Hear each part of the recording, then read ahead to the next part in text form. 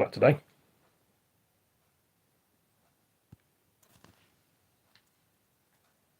If we go to war with Russia, we could find that our youth may have to be conscripted. That's a bit long.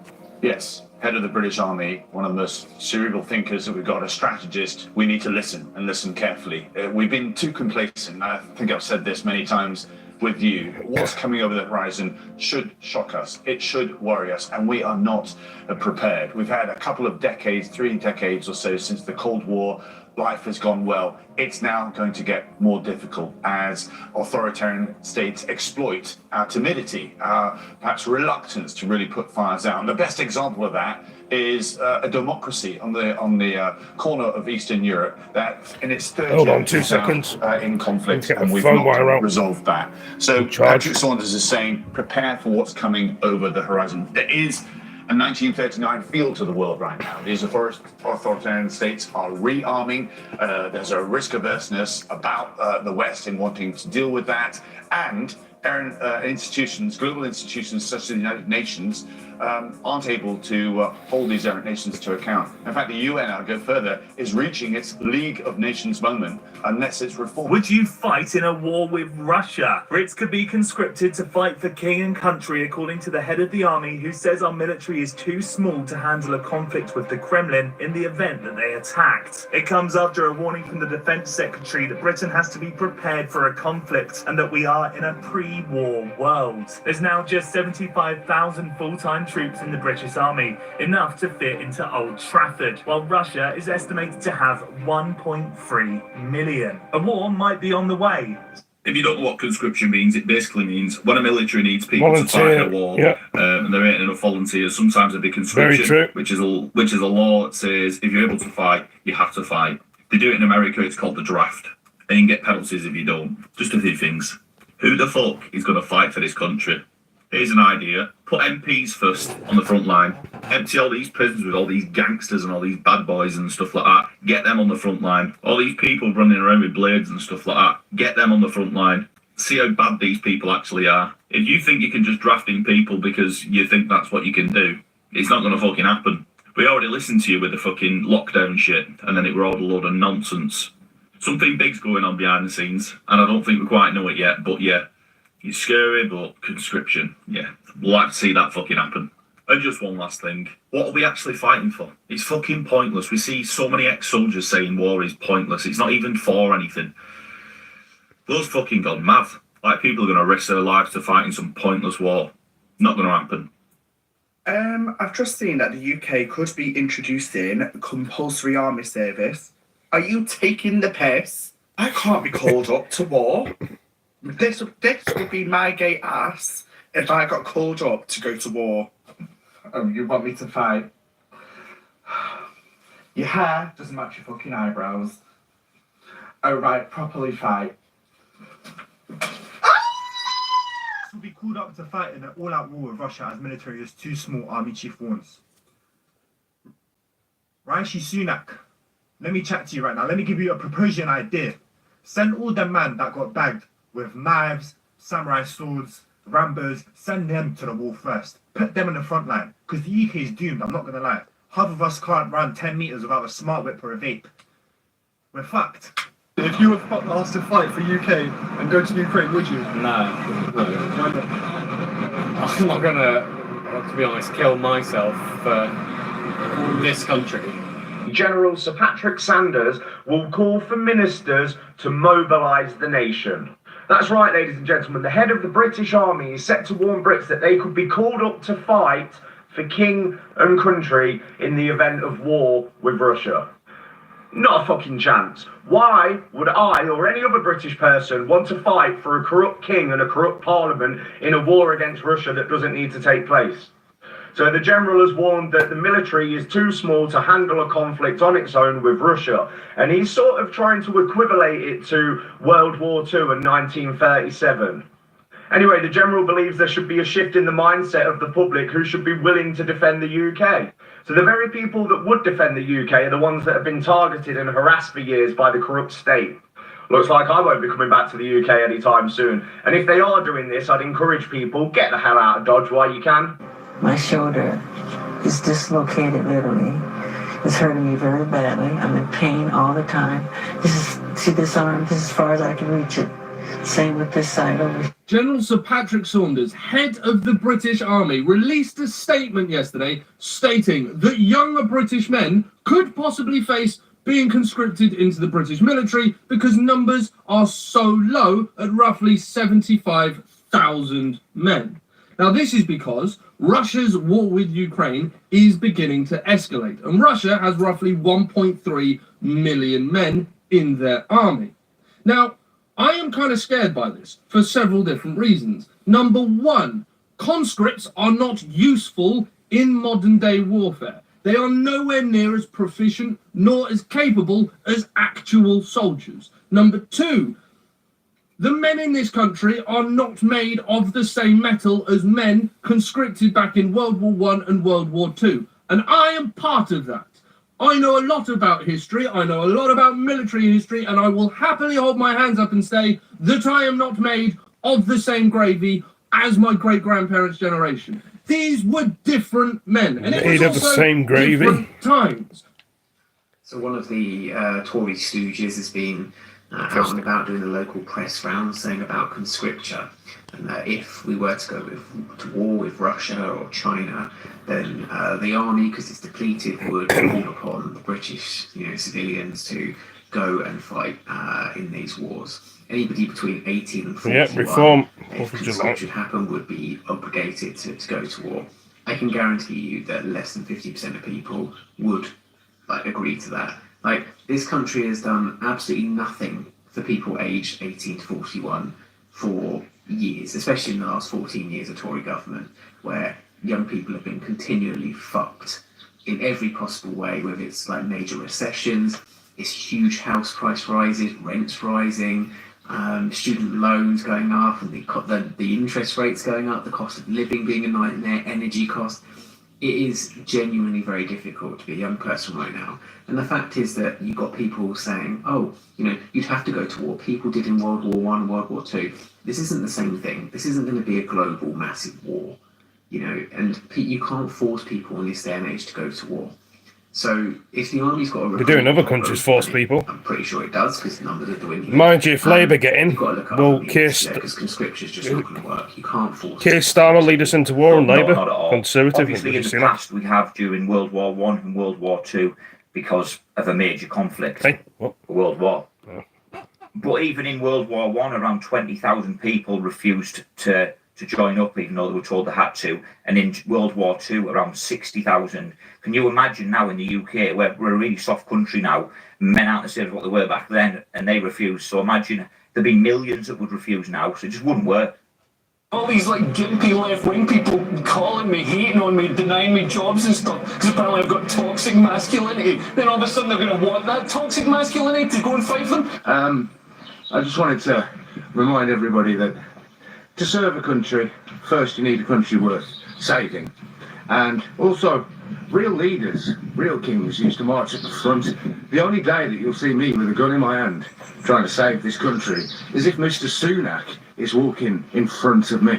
I want to make sure that git gets shot well in advance of me. He's easily replaceable anyway. There's only one of me. There's a million Sunaks. Guys, I saw Daily Mirror UK on TikTok posting about how Russia has 1.3 million troops and the UK only has 75,000 fucking troops. And how if the war, we're in a pre-war world, and that we're going to be conscript, when the war happens, we're going to be forced to go to war. Please be FKM. Let me just tell you that. Please don't fucking kill me right now. First of all, you're going to pull up to my house. Hello? I'm looking for Mr. Revenge. Mr. Remy's Revenge. I'm going to open him. I'm going to go, hi guys, you alright? What's going on? What's Russia saying? What's the beef going on? And they're going to tell me, you got to pack your bags to go into the war. I'm going to just actually look him in the eye and go, no. I actually fucking know. Step away from me, guys. I don't know how in the 40s they convinced so many people to go fight in the war. I would just fucking... TV and PlayStation's back in the 40s anyway. I don't know no one from Russia. Choice. I ain't got fucking beef with Russia. Me and Putin, we don't know each other from fucking nowhere. But now you want me to jump in one fucking passenger flight, fucking Spitfire. jump in one fucking Spitfire, like say I know how to drive a fucking Spitfire, and trump my ass to fucking Ruth Theater. Me, a bad babe like me out there in fucking USSR, Czechoslovak, fighting Soviet, no. And my thing is, if I just say no, what are you gonna do? Is Rishi gonna come to my fucking house? Rishi, you can try pick me up, I'm heavy, bitch. Pick me up. Pick me up, like, I just won't move. I'll act dead. Pick me up and throw me into Dunkirk and let's see what happens. I'll fucking lay out on the beach and drink one fucking mimosa and shake my body in the sand. Talking about you have to fight for king and country. First of all, the country ain't done nothing but tax me, Ree. Apparently, you and me are going to get called up to fight if the UK goes to war. The army chief has warned that the military is too small, and if the UK gets into a conflict, they're going to rely on people like us. The British army chief does not support conscription, but they do believe there needs to be a shift in the mindset of regular Brits. We need to think more like troops in case all-out war with Russia does break out. These words are being said by someone pretty serious. It's this guy, Sir Patrick. He's in charge of a bunch of important stuff in the army. There is a lot of talk currently that we are getting this close to a massive war breaking out in the world. You may have seen the doomsday clock stays unchanged at 90 seconds to midnight because they're just about to break out into some big conflict. I can't say if there will or there won't be, but it does feel more and more like within the next 20 years there will be a massive global conflict of some kind. This mentality that we should be willing to just up and join the military seems kind of misplaced to me, because it will be young people they expect to sign up. And for the last few decades, the papers and the news and the governments have been spending all of their time talking smack about us. Whoopi Goldberg represents this perfectly, saying that our generation only wants to work 4 hours and expect to get a house. We are scientifically snowflakes. Gen Z and Millennial were apparently the worst generations that ever existed, but now it might be time to fight a war, and suddenly you need us. This country needs us. And I'm telling you, they're going to struggle to get Gen Zs and Millennials to voluntarily sign up for the army. Because the people in charge have spent decades talking smack about us, making it harder to live, making it so there's nothing worth fighting for in this country. And the fact that we have social media to talk about world news and things that are going on, we're all pretty clued up on the way the UK and the US behave. Good luck convincing us that we're going to be on the correct side of history in any of these wars. Because history would say, most of the time, we're not. I will say this though, if Gen Z do go on the front lines, the content would be incredible. Not me breaking the Geneva Convention. Get ready with me to invade this small village. Great stuff. The historians will love it.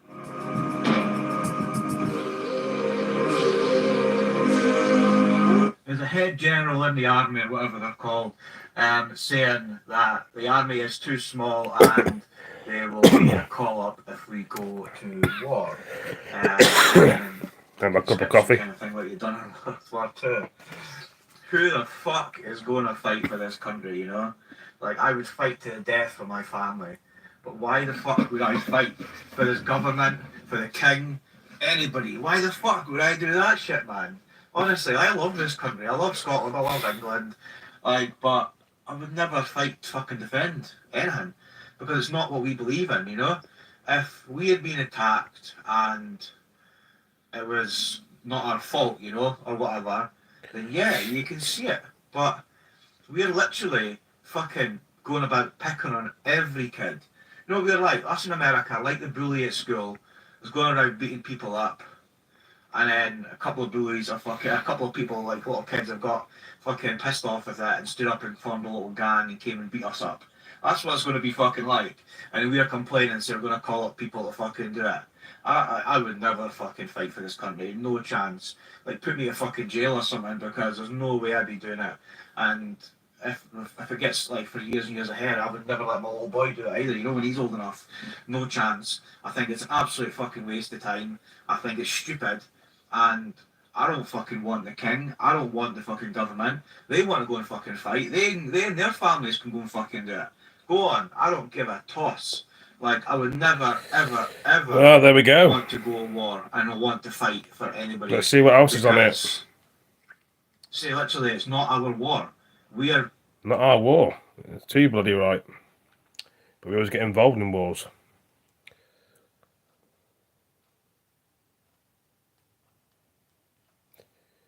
Yeah, let's see what else we can put on here. I think I've got a few things I can put on.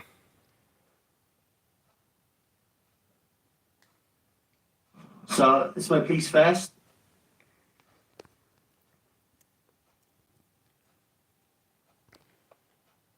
So it's my police vest. Underneath my police vest, we've got a stab-proof vest, which protects all our internal organs and whatever. Pretty heavy. I think it's about 1.5 kilos. Zip this up.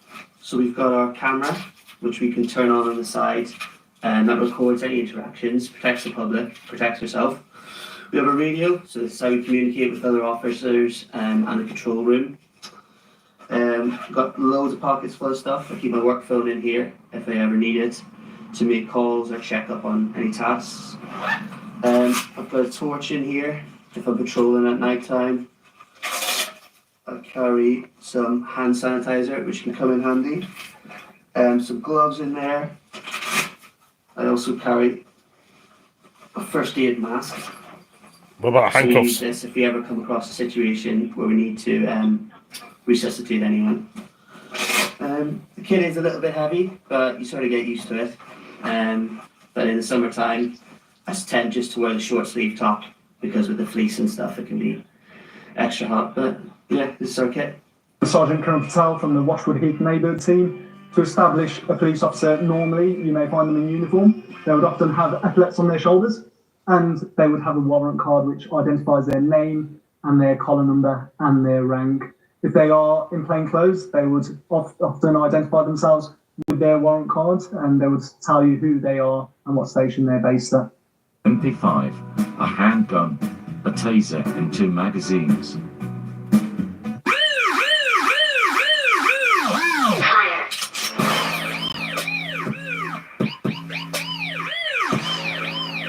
There's a lot of them. Bad, I know, they think they're bad.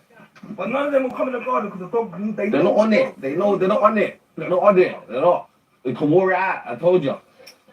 Shut up. Keep looking back now. Keep looking back slowly. Do it now.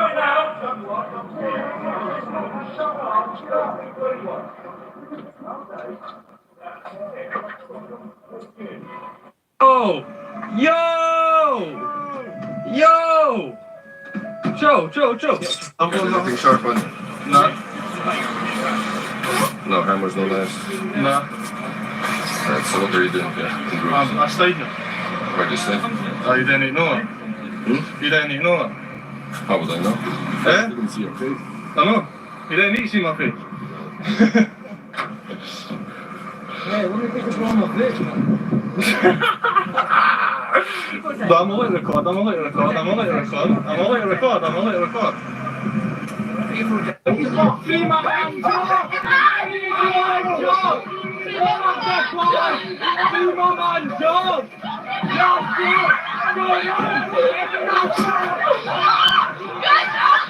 Apparently, police were chasing this black cat for miles. The driver wouldn't stop and police boxed him into this area. He had a passenger in the back who must have called the police.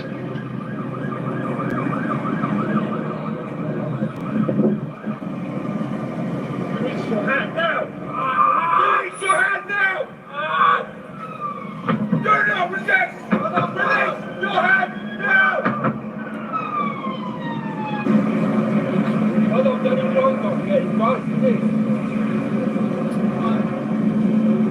He's bleeding quite badly.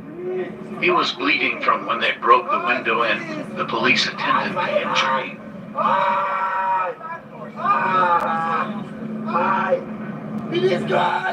But imagine being stuck in a cab with a driver that wouldn't stop.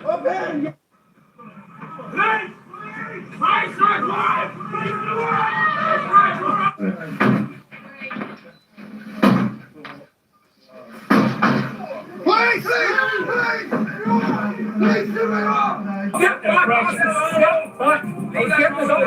Step back. Who are you people policing? You are enforcing tyranny. No, sir, we're not. You are enforcing tyranny. Stop walking towards us. You're enforcing tyranny. You've broken into this man's property and then you're throwing your weight around. Continue so you'll be arrested. Never going to get through the door with that. Too heavy. There's no contract here. You get it. Irish police. I think it says guard on the back. They carry guns, the Irish police, compared to the UK and Scotland and Wales. This is the gun on the side.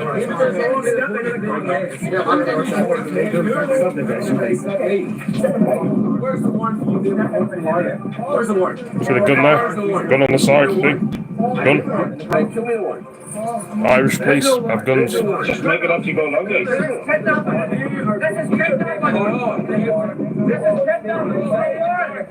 tell me what to do. Get in the car. There's no warrant. Get in the car. There's no warrant. Oh, get in the car. Check nothing. Check nothing. Where's this warrant? That doesn't exist. There's no warrant. Why are you assaulting my man? That's assault. That's assault. What's your name? What's your name? I want your name. What is your name? Right. Oh, you touch that guy, you won't arrested. Let go. No. Tell your mates to get his head in then. Get my head in. Get yourself back in the house. Fucking whopper. So back in before I start investigating you again. I'm goodbye now, me. Myself and Inspector Crump today, downstairs, and we are looking for people using their mobile phones. What we'll do, we'll capture the video evidence, and then what we'll do is we'll ticket them later in the post. They will get their 6 points and 200 fine for the offence. It's a really effective way of us catching people. It is the easiest and most prolific way of doing it. In 2.5 hours last time, we caught 41 offenders. Police, drop that bag now. Drop the bag, do it now. Ready, drop the bag. Drop the bag, mate, and we can talk to you. What's in the bag? A bomb. And you can put the bag down, come and get the cigarette, and you can go back to the corner. Alright? Right, I've got the cigarette. You got the cigarette? I've got the cigarette. Right, we'll put it on this corner here. That's right. And then we'll move back. Right, we'll put it here for you. There's a cigarette in there, mate, yeah? Have you got a lighter or not? I could do There's a lighter in there, okay? They're doing that. Right, then we'll move back. You can have that, but put the bag down before you come and get it, alright? Okay, hands out the bag. Let's do timing. Let's do timing now. Let's do timing. Let's go. Put the bag down now. Put the bag down now. Put the bag down now. Put it down. Put it down. Get the bag off him. Get the bag off him. Right. Get him on the floor. Then we come, Jay. This is the moment armed police stormed a Jet 2 flight at East Midlands Airport. Hands up! Forward! Up forward! 3 people were taken off the plane due to a bomb alert. Forward! The jet was bound for Turkey. Keep coming! Come! Out there! Leicestershire Police said a male was arrested on suspicion of possession of an explosive substance. He has since been released on bail while inquiries continue. The aircraft was fully searched and no explosive device was found on board. Hey, man. Can you identify yourself before we start, yeah? What's my name? Do you want to say it? You can read it. The problem we've got, mate, is there's quite a few high-profile calls cases on today. Yeah. You've been in and out of every public gathering. Yeah. Your behaviour's just a little bit suspicious. Now, you obviously well. What's suspicious about walking in and out of a public gathering, mate? You have to explain, because you keep making allegations against me. Allegation of mate? I don't know, you're saying I'm suspicious for walking in and out of courtrooms and that. So what's the behaviour? You listen to me talk first. Okay, so what's the behaviour? I'm not going to let you I'm talking to you first. I know, but I'll give you the privilege to, I don't have to speak to be honest with you. So what's the... So, can you explain to me why you've called me over? Speak to me. And why you've took me out of court, public building, to speak to you? You asked me to... Or you tried to go in a private room to speak, I couldn't record in there, so I asked you to come outside. I did go to private room. You tried to, stop lying. The cameras are in there, I'll get that as well and subject access. Okay, so what's your issue then, mate? Have we going in courtrooms and watching cases? Your behaviour. So what's my behaviour? Can you describe that? I've been there for several different cases. And? If you have an interest, if you have a vested interest in one of the cases, you can... I've got a vested interest in the process of the police and the courts and the CPS, that's my vested interest. The corruption, as you know. That's absolutely fine. And of course, you do? What I'm saying... Start watching cases in here like me, you'll see on a regular basis. Cases you want to watch? Yeah. What I'm saying is you are raising suspicion of me. Yeah. But what's your suspicion, mate? What are you suspicious of? The fact that you're within different court cases, it's not like you So what's suspicious about that, though? Significantly different to everybody else just in the courtroom. As in what? As in what? I'll get the cameras today now. You said that as well from security, and I put that along with on social media to show my behaviour. What you're talking about. If there's anything you want to help you with, while you're in court, if you have to help me. Well, do you want to take a statement about corruption, jury tampering, fingerprint experts not existing, fake fabricated documents and that. Section 9 statements being submitted because the people don't exist. Do you want to take them complaints now? Please say, not me, mate. Hey, borrow your bike. Let me borrow your bike. Thank you. Madness. Up there. 594 is going across Beckett's Park towards Bedford Road. He's going left. I'm on a bike, I'm in pursuit.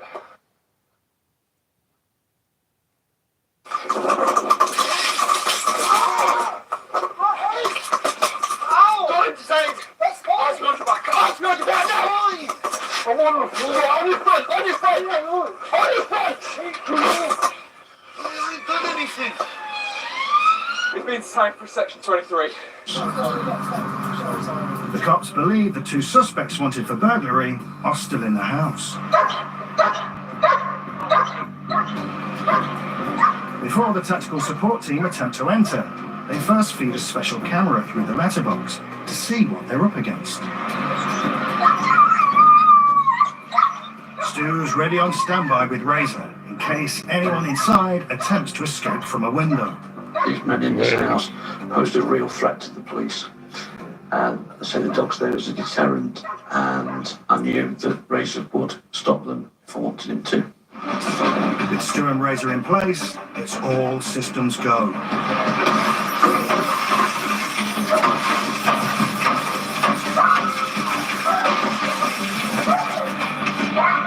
The officers begin with a two-person battering ram to weaken the door panels.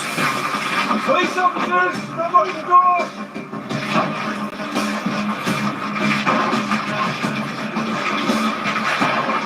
To break the lock, the cops use a 16-kilogram enforcer made of hardened steel.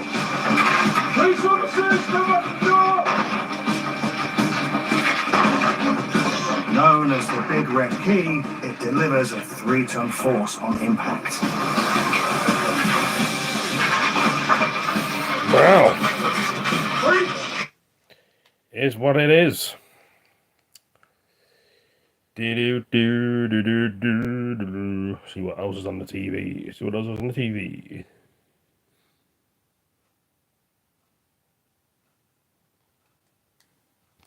I'm going to be honest, the UK is a fucking terrible place to live. You know, I was driving my car a minute ago and I almost crashed because of a pothole. If you want to use the dump, for example, say you want to clear your house out, you've got to book yourself in nowadays. So it's just ridiculous. You know, you pay so much money in tax. The police service doesn't work properly. There's knife crime everywhere, you know, and we're not getting what we should for what we pay. Because Britain is in distress. It's in crisis, actually. Yeah. Every single public service that we need is on its arse, and every single one of those Conservative MPs are richer than when they first came to power. We're not though, are we? Council tax.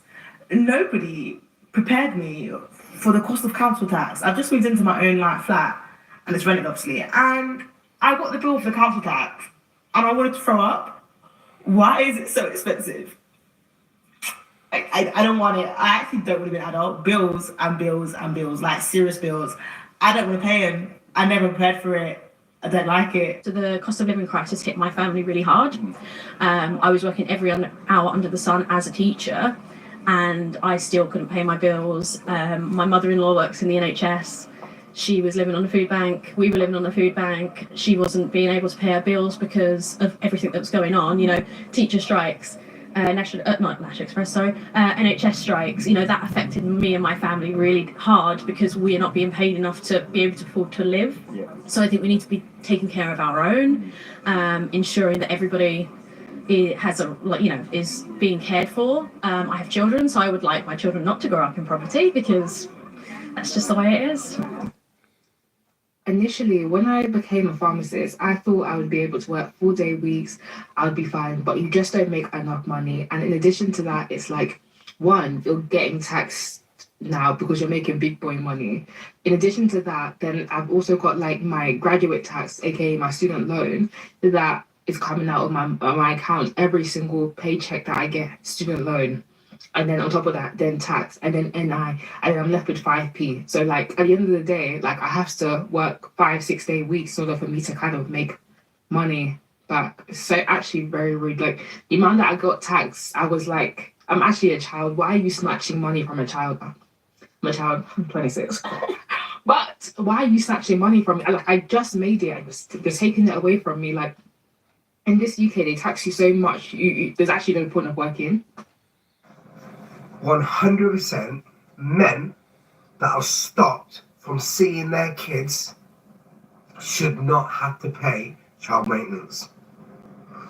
Why should a man that wants to see his kids and is trying to see his kids, but the woman is stopping him from seeing the kids, why should he then have to pay child maintenance? Why? Tell me why he should. He shouldn't. So you don't want him to have anything to do with the child. He's not allowed to see that child. He's not allowed to touch the child. He's not allowed to talk to the child. But you want money off him. You want to take money off of him. So over 60 people, men and women by the way, have been hit with court orders by Birmingham Magistrates Court for failing to pay child maintenance. Now I'm not going to reveal people's names, but a quick Google search will give you all the information you need. There's so many articles about this at the moment. They've listed the individuals' names, the amount owed, and the area they're based.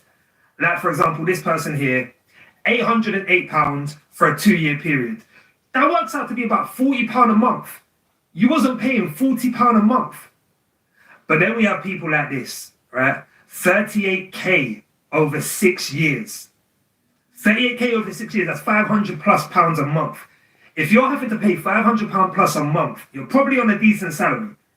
Or you've got 200 kids, I don't know. Point being, why are we not paying this? Now don't get me wrong, there may have been reasons why this was not paid. However, none of these people showed up in court to dispute it. But yet we have people disputing parking tickets because no one wants to pay their parking fines, because someone will knock at your door, your car will get clamped, there will be consequences, but yet we're not paying child maintenance. We'll make sure we pay them parking tickets, but we won't pay child maintenance. I don't know what to say. Show us a parking ticket. Look, everyone's got a parking ticket. Look at this, and everyone's paid. Manchester City Council for you. Yeah.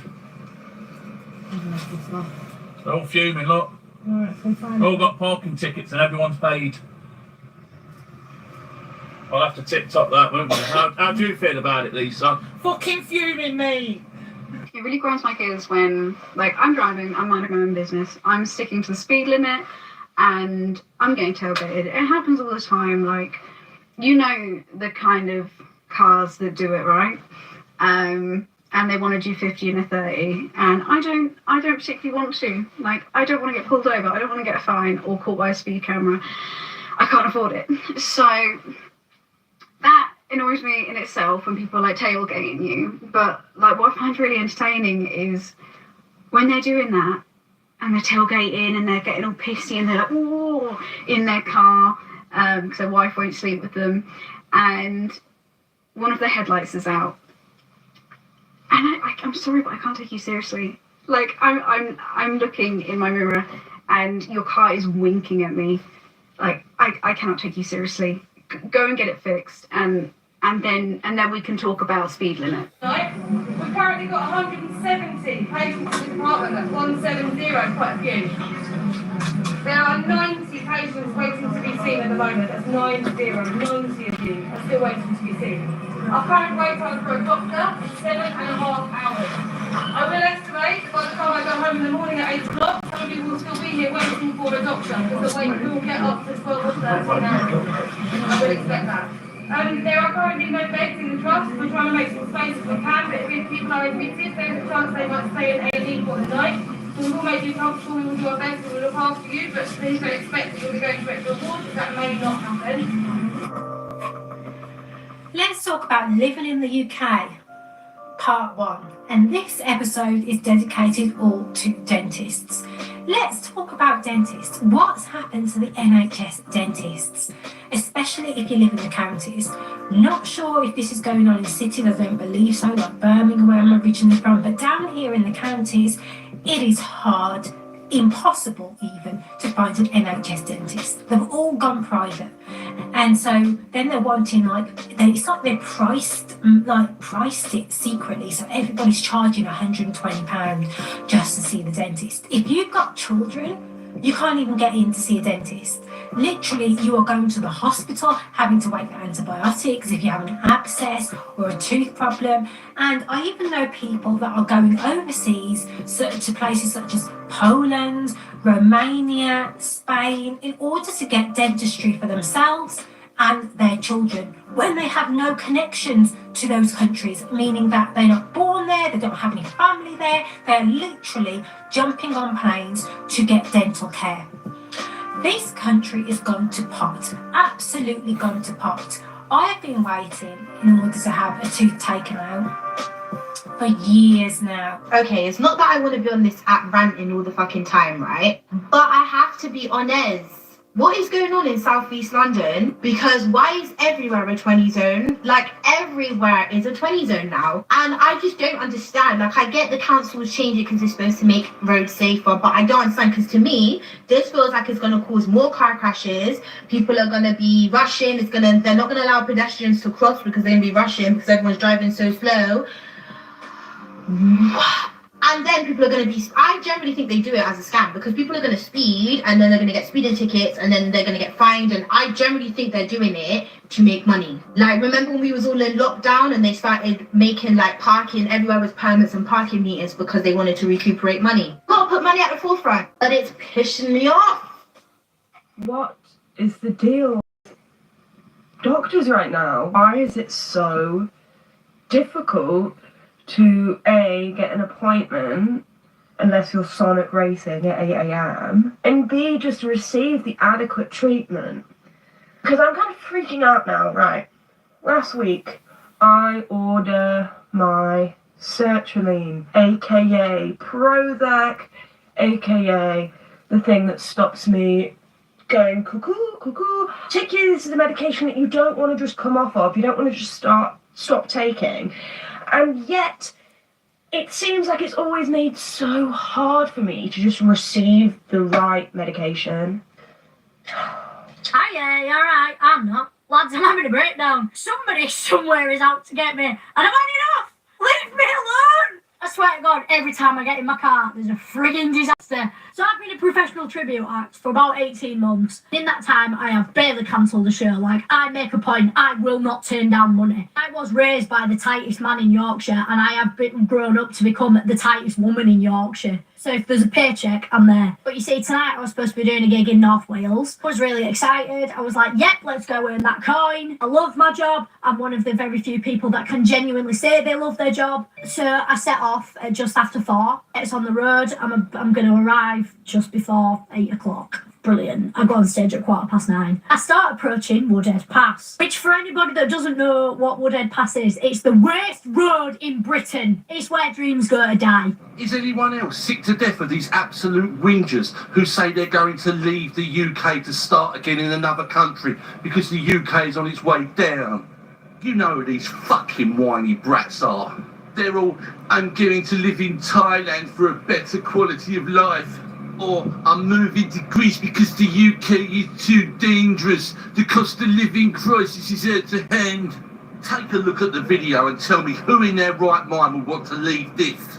The people of Britain have never had it so good, and I say to these whiny brats, fuck off and don't come back. I just don't understand it. We've got beaches like this 5 minutes from our doorsteps. Show me something better in Thailand or Greece. It's just not possible. There are highly paid jobs and rewarding careers in the UK and some of the world's top employers. Why would you want to leave this? The fact of the matter is the UK is better off without these defeatists. Let them go, I say, but once they're gone, they can't fucking come back. You know, we've been on the motorway now for a few hours on the way to Cornwall, and I don't know who needs to hear this, right, but the way it works, the whole moving lanes things, is you indicate and I'll be back in a minute. I'm just getting some water. We can film some more. We can film some more stuff. Just give me 1 minute. Now we're back.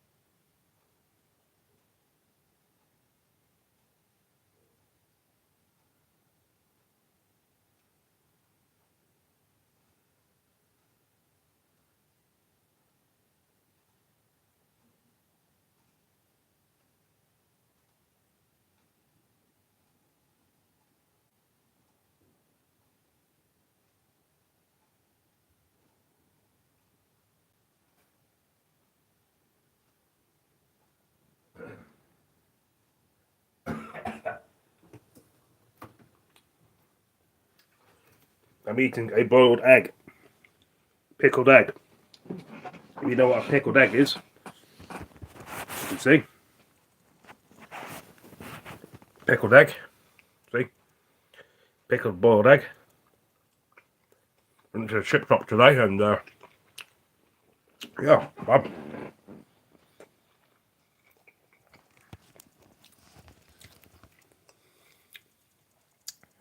Oh, very vinegary. Very vinegary. Then indicate and just assume everyone else will fucking slow down for it. That's not the way this works. And it keeps fucking happening. And the amount of people that are going 60 in the middle lane or the third lane. What are you doing? You drove past like a pile of dead things. What the fuck? And then something else I don't quite understand is the lorries that are overtaking each other 1 mile an hour quicker because they're limited or something. Just stay behind. Are you really getting anywhere that much faster when you're both going the same speed? And then there's the people in the third lane who seem to just know something the rest of us don't, going 300 mile an hour. Because why does WhatsApp feel the need to announce when you've left the group chat? Is there an option to leave the group chat silently? Because I feel awkward, and maybe it's because of the British in me, and I'm just disgustingly polite. But I actually want to leave without people knowing I've left. Do you know what? I don't normally come on here and have a rant, but you're going to get one now because it's been a while since I've done a rant. So I went up to London yesterday with my family, had an absolute ball of a day, it was great. And got on the old grinder to see what sort of men there were, so we popped in Soho for a bevy. And don't get me wrong, there's some absolutely gorgeous fucking men up there, like, and no one's denying that. But like they've messaged like when I'm back home and I live in Guildford, I don't live in London. I feel like all the gays that live in London just think that London is just London. It's like its own place. Like, don't get me wrong, I think it's a beautiful place to go, but like there is other bits to do, not just in London. Like, go to the countryside, come to Guildford, like it's so pretty, or anywhere out of London. I just like calling like London. The land of no hope and Tories. England, right?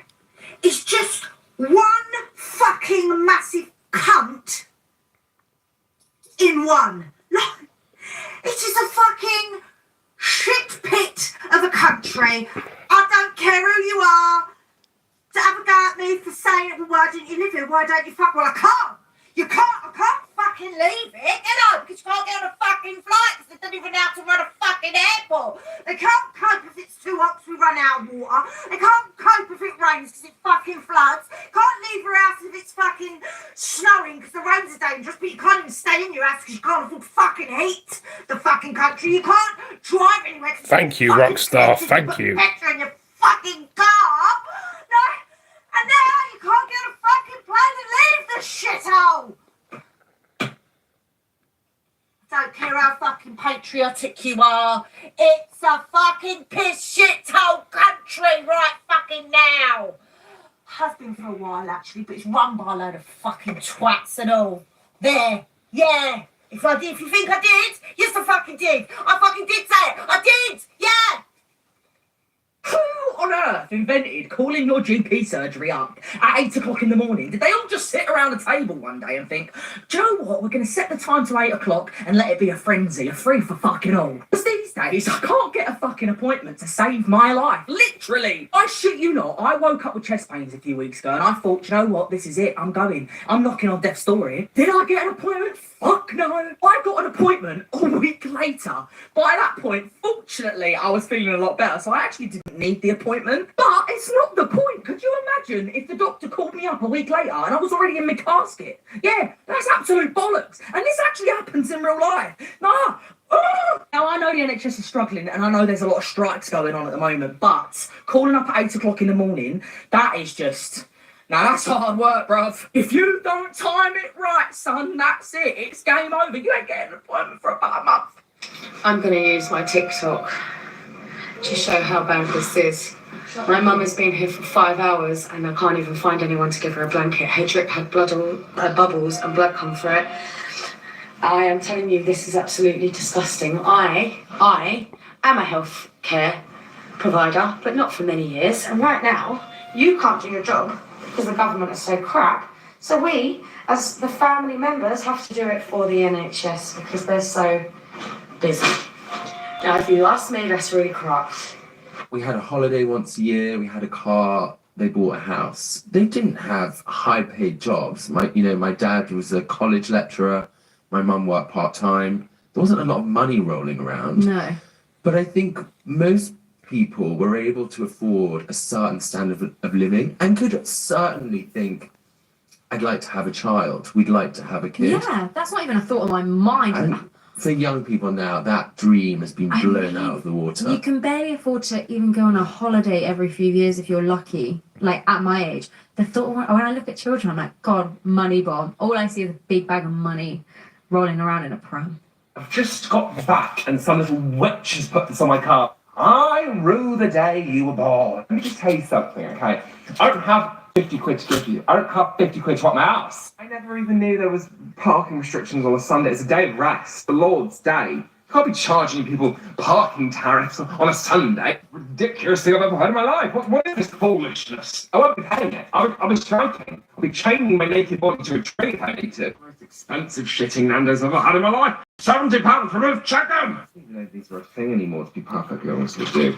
It still gives that parking ticket. I'm in the UK and I cannot get a dentist. I don't know about you guys, but I'm thinking something has gone completely wrong. Ain't we meant to be one of the best and richest countries in the world? And yet I can't get a dentist. What am I supposed to do when my teeth are fucked? The nearest dentist to me that said they might be able to take on an NHS patient is in Cornwall. Fucking Cornwall? That's right down there. All the way up here. Just because Cornwall sells people sticks of rock does not mean they're the only people that get to have dentists. So yeah, I don't understand why I can't get a dentist. All I know is I'm pissed off that I can't get a dentist, and I think you should be too. Things that just really annoy me. People that litter. Like, what kind of nitty behaviour is this, bruv? How hard is it to put your flipping What's-It packet in the bin? There's plenty to go around, bruv. Are you that lazy to walk over to the bin and put it in there? Do you think the bloody ducks and swans want to be swimming around in empty packets of Starburst, bruv? People that don't use their indicators. Now, this really grinds my gears, pardon the pun, especially at busy roundabouts when I'm there in my 2007 Toyota Aygo with a broken windshield and speedometer, and some absolute hero in a BMW or Audi or something is not signalling. So I'm thinking, yeah, they're going straight, let me give way. And then they decide to be funny and turn. What are your indicators for? They're definitely not there for shits and giggles, mate. Use them. Rude people in customer service jobs. Now, I get it, we all have bad days, but if your job requires to help and speak to people, the least you can do is be nice, bruv. Give me my money. Listen, if I lend you money, I shouldn't have to ask for it back. I don't care if it's £1. I don't care if it's £2. You better give me my cash. Who do you really think you are? You think this is a charity? Are you water aid? The way I am, I'm not even gonna ask for the money back. But if you show no signs that you want to give me my money back, oh, you better start paying up. But now you feel some type of way because I asked for the little money back. Are you crazy? Are you crazy? Next time you don't ask for the money, if you can't pay it back. This is why I'm leaving the UK for good and giving up my citizenship. Firstly, everything is insanely overpriced. Now, I don't mind expensive. Nice cars are expensive, watches are expensive, but at least I'm getting the value from them, and it's my choice if I want to pay for them or not. And that leads me to tax. The tax in the UK is fucking ridiculous. It's almost impossible for normal working people to build any sort of wealth, and those that don't want to work are getting rewarded for it. If you want to make something of yourself, the UK is not the place to do it. My home where I share with my kids and I, we were sleeping. So these burglars came into my home, through my garden, broke through my garden, and broke into my property, stole a whole load of rubbish, including my car. They took my car keys and my car and drove off. And I'm not on here to cry about my property stuff that they stole, because it's just property, you know, we can always replace it if we can.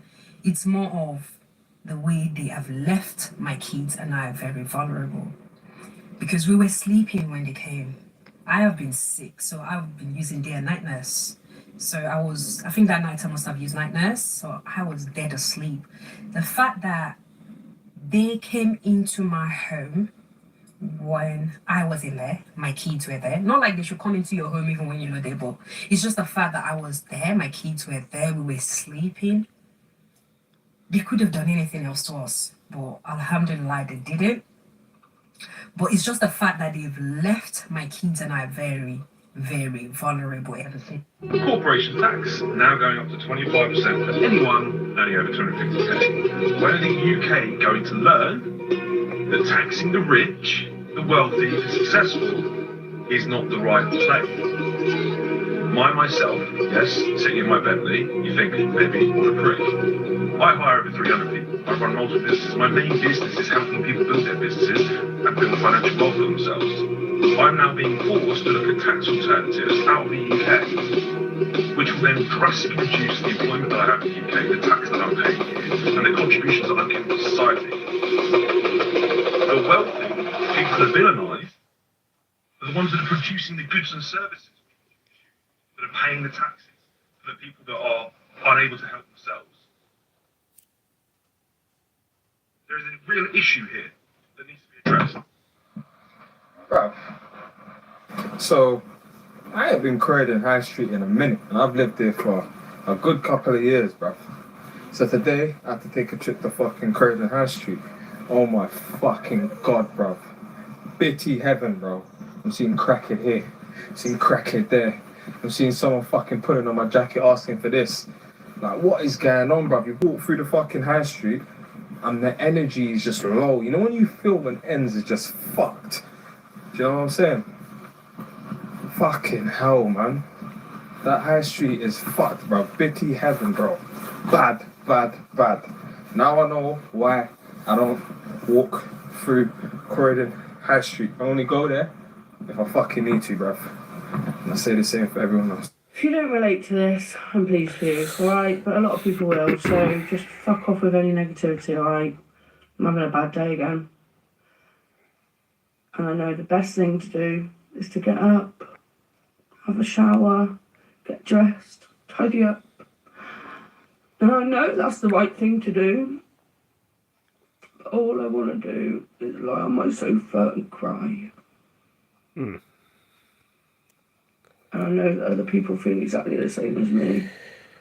Alright. We'll see. So... Anyway, I've done 51 minutes on this video. I hope you all enjoyed it. I would have done 2 hours, but 51 minutes is sufficient. Thank you for all joining me, and I'll see you in the next one. Take it easy, peace. See you later.